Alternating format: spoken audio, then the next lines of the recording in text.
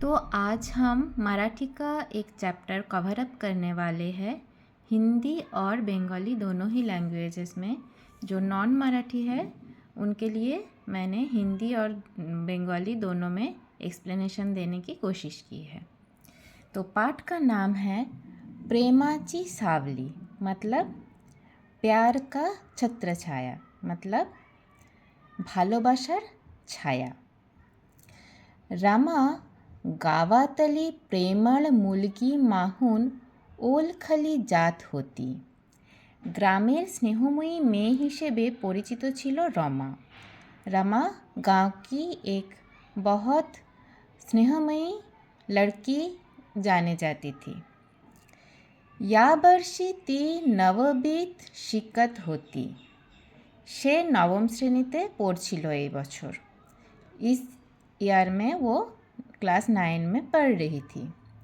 घराच्या 1 किलोमीटर अंतरावर तिची शाला होती। तार स्कूल तार बाड़ी थेके 1 किलोमीटर दूरे छिलो। उसके घर से उसकी स्कूल 1 किलोमीटर की दूरी पे थी। ती दररोज त्याच रास्तायाने आत आसे। से प्रतिदिन एक ही रास्ता दिए हेঁটে যেত। एक ही रास्ते से वो चलकर स्कूल जाती थी। तिच्या सोबत तिच्या मैत्रिणी जात असत। तार बंधुरा तार साथे हेঁটে যেত। उसके साथ उसके दोस्त भी जाते थे। त्याच रास्त्यावर जगन्नाथ काका नावाचे म्हातारे गृहस्थ झाडाखाली येणाऱ्यांना जाण्याचे जोडे तीट नीट करत। तो एक ही रास्ताय जगन्नाथ काका नामे एक बृद्ध गाछेर नीचे पथचारीदेर जूतो ठीक करे। तो যারা পথচারী যারা ওই রাস্তা দিয়ে যায়, জগন্নাথ কাকা নামে এক বৃদ্ধ তাদের জুতো ঠিক করে, পালিশ করে, चकचके করে তুলতো। ठीक है। तो उसी रास्ते पे, जिस रास्ते से वो स्कूल जाते थे, उसी रास्ते पे एक बूढ़ा आदमी, नाम है जगन्नाथ काका, वो जूते ठीक करने के लिए, पालिश करने के लिए वहाँ बैठते थे। रमा आपल्या मैत्रिणीसोबत असा कामासाठी तिथेच थांबायची। तो रमा তার কখনো কখনো ওই আঙ্গুঠি ভেঙে যাওয়া জুতোর সেটা ভেঙে গেলে ওখানে সারাते আসতো। तो वो रमा उसके दोस्तों के साथ वहाँ पे अपने अंगूठी कभी कभी ठीक करने के लिए आती थी। त्याच्याशी गप्पा गोष्ठी करायची। ওখানে এসে তারা থামতো, তাদের সাথে গল্প করতো। तो वो जब वहाँ पे आते थे, वहाँ पे थोड़ी देर रुकते थे, फिर थोड़ी देर के लिए वहाँ पे वो गप्पे लड़ाते थे। जगन्नाथ काका एका झाडात सावलीत आपले दुकान लावून बसलेले असायचे। ওই ঝাড়ের নিচে একটা ঝাড়ি ছিল, সেই ছায়ার নিচে জগন্নাথ কাকার দোকানটা বসতো। जगन्नाथ काका की जो दुकान थी वो एक झाड़ के नीचे, एक पेड़ के नीचे बैठते थे, वो उसके छाया में। एकदा अचानकपणे खूब जोराचे बादल वाहू लागले। একবার হঠাৎ করেই খুব জোরে একটা ঝড় शुरू হলো। एक बार क्या हुआ, बहुत ज़ोर से जो हवा चलने लगे। झाड़ खूब मोटे होते, ঝাড়টা অনেক বড় ছিল। ঝাড়, যে ঝাড়টার নিচে জগন্নাথ কাকা বসতো, সেটা অনেক বড় ছিল। बन्याच्या বেগানে ঝাড় मोडून पडले। তো এই যে একটা বিশাল ঝড় উঠল, ঝড়ে ওই গতিতে, ঝড়ের ওই তীব্রতায় গাছটি ভেঙে পড়ল। जगन्नाथ काकांच्या डोक्यावरची सावलीच गेली। তো কি হলো, গাছটি পড়ে যেতে তার মাথার ওপর থেকে ছায়া চলে গেল। वो जो पेड़ थे बहुत मोटे पेड़ थे, एक बहुत बड़ा पेड़ थे, तो वो उस पर बन्ना और बारिश और हवा के वजह से वो गिर गया, तो जगन्नाथ काका की माथे के ऊपर से छाया चले गए उसका। पण लोकांची तिथे ये जा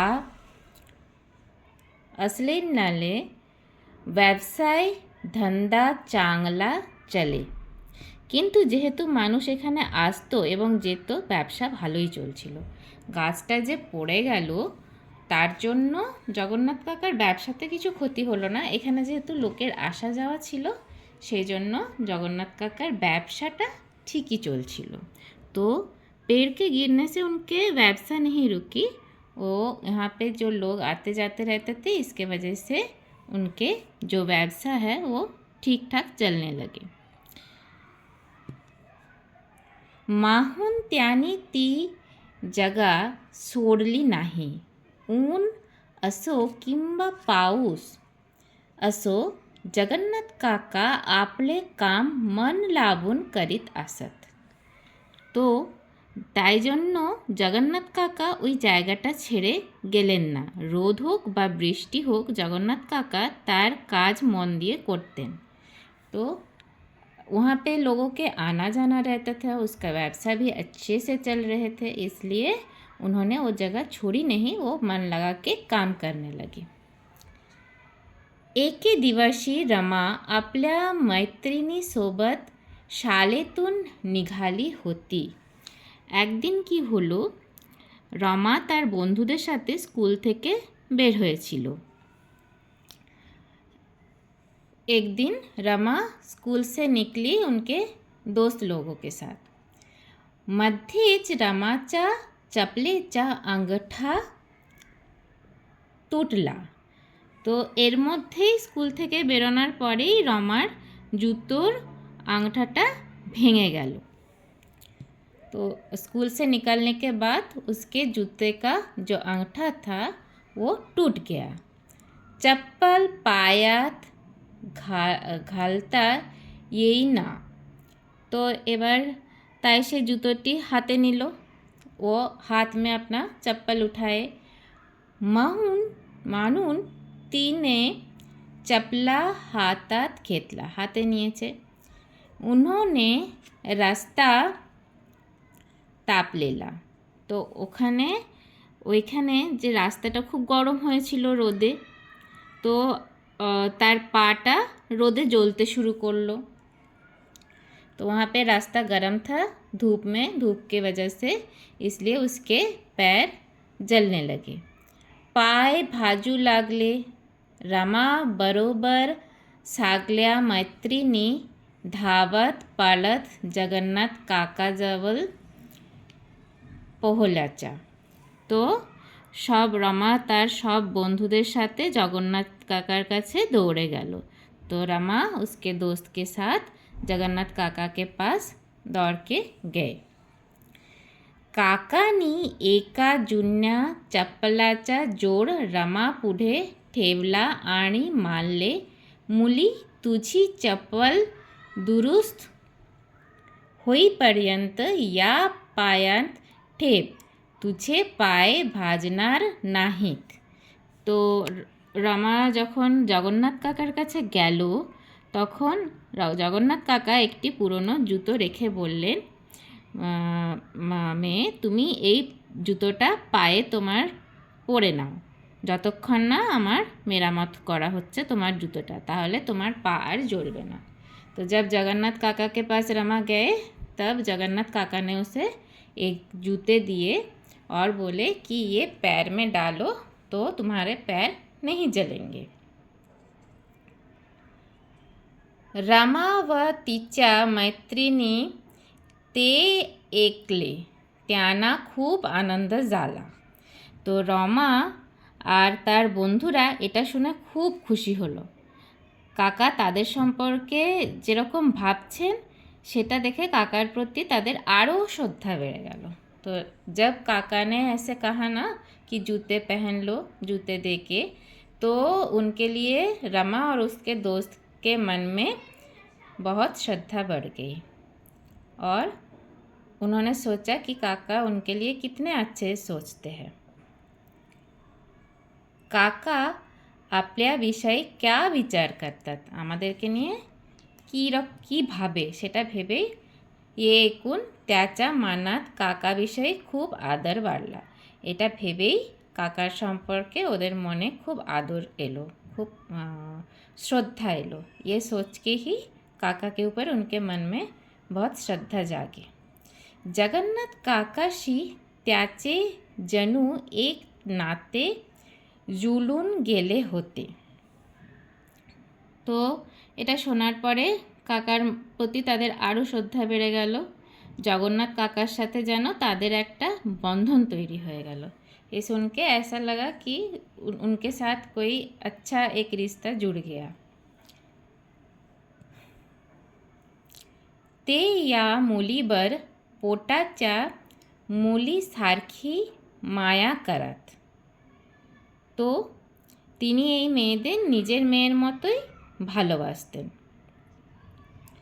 एकदा शाळेतून येताना उन्हात बसलेल्या काकांना पाहून রামাच्या মানাত কল্পনা আলি।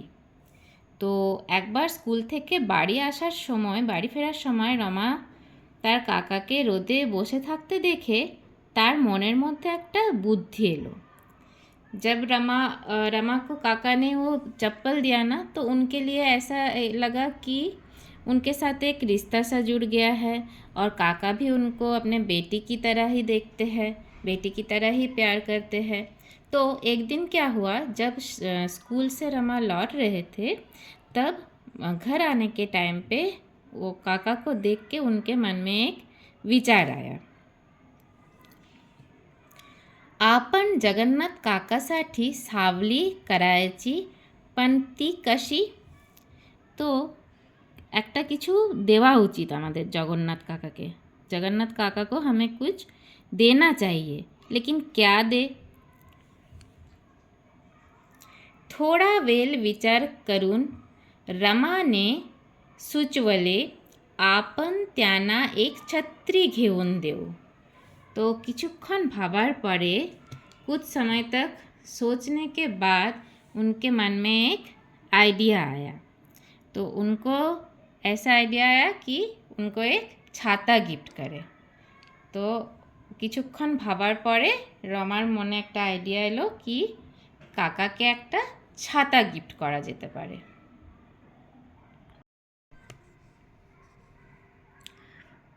पण मग त्यासाठी पैसे कुठून आणायचे?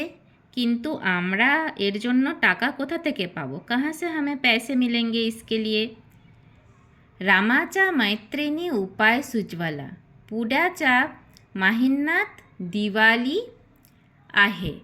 तो রামার বন্ধুর মাথায় একটা आइडिया एलो যে नेक्स्ट मासे दिवाली আছে। रमा के दोस्त के दिमाग में एक आइडिया आया कि नेक्स्ट महीने में दिवाली आहे। आई बाबा फटाके आणून देतील, बाबा माँ फटाका किने देवे। या वर्षी आपण फटाके घरायचे नहीं, এই বছর আমরা এই পটাকা কিনতে চাই না। तो मम्मी पापा तो दिवाली पे पटाखे ला के देने वाले हैं, लेकिन इस साल हम पटाखे नहीं लेंगे। ते पैसे साठवायचे মানतात না থেম্বে থেম্বে তলেসাটে। সেই পয়সাগুলো একটু একটু করে জমিয়ে আমরা সেগুলো জমাবো। वो जो पैसे से मम्मी पापा पटाखे खरीद के तो लाएंगे, लेकिन हम वो पैसे जमा करके हम अपने पास थोड़ा थोड़ा करके जमा करेंगे। दिवस पटापट गेले। तो এইভাবেই দিনগুলো খুব তাড়াতাড়ি কেটে গেল। दीपावलीला आता 15 दिवस उरले होते। दीपावली और 15 दिन बाकी छिलो। दीपावली के लिए और 15 दिन बाकी रह गया था। बहुत जल्दी जल्दी सारे दिन निकल गए। सागल्या मुली एकत्र जमला, तारपरे सब बंधुरा एक जायगाय जमा हलो। सब जो दोस्त थे वो एक जगह पे जमा हुआ।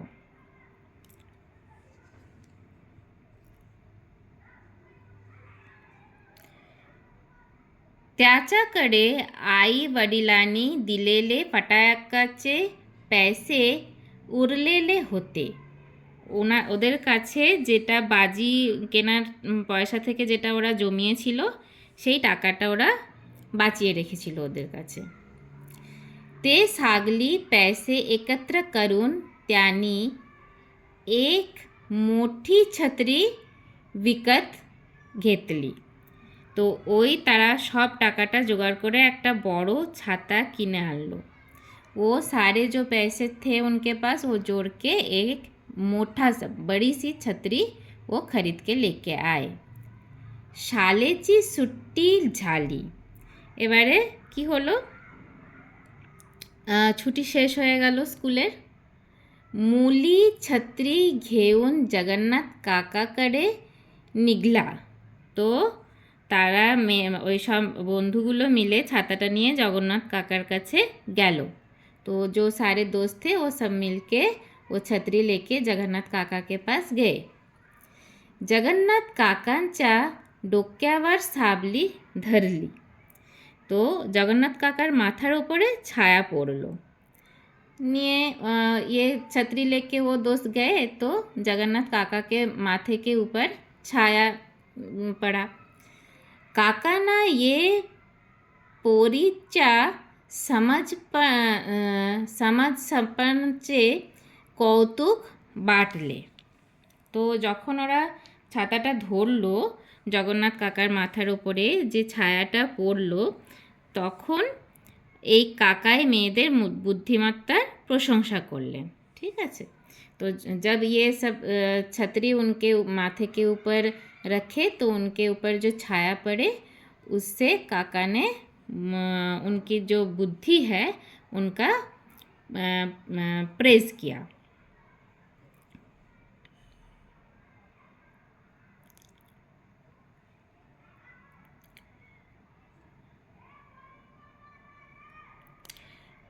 चपलांना पालिश करून रमा आणि मैत्रिणी निघला। তো চপ্পলটা পালিশ করা হয়ে যাওয়ার পরে রমা আর তার বন্ধুরা ওখান থেকে চলে গেল। जब चप्पल उनके पालिश हो गए तब रमा और उसके दोस्त वहाँ से चले गए। त्यांनी छत्री तिथेच ठेवली, কিন্তু ছাতাটা তারা সেখানেই রেখে গেল। वो लोग छाता वहीं पे छोड़ के गए। जगन्नाथ काकांना वाटले पोरी छत्री विसरून गेल्या। তো তখন যখন দেখলো জগন্নাথ কাকা যে ছাতাটা ওখানে ফেলে গেছে তখন জগন্নাথ কাকা ভাবলেন যে মেয়েরা তাদের ছাতাটা ভুলে চলে গেছে।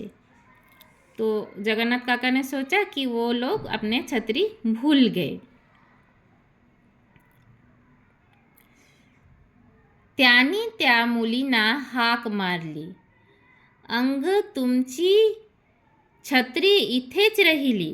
তো জগন্নাথ কাকা ওদেরকে ডেকে বললেন যে এই তোমাদের ছাতাটা এখানে পড়ে রয়েছে। तो जगन्नाथ काका ने उनको बुला के बोले, हाँक मार के बोले कि तुम्हारे छतरी यहाँ पे ही रह गए। ती तुमच्यासाठीच आहे।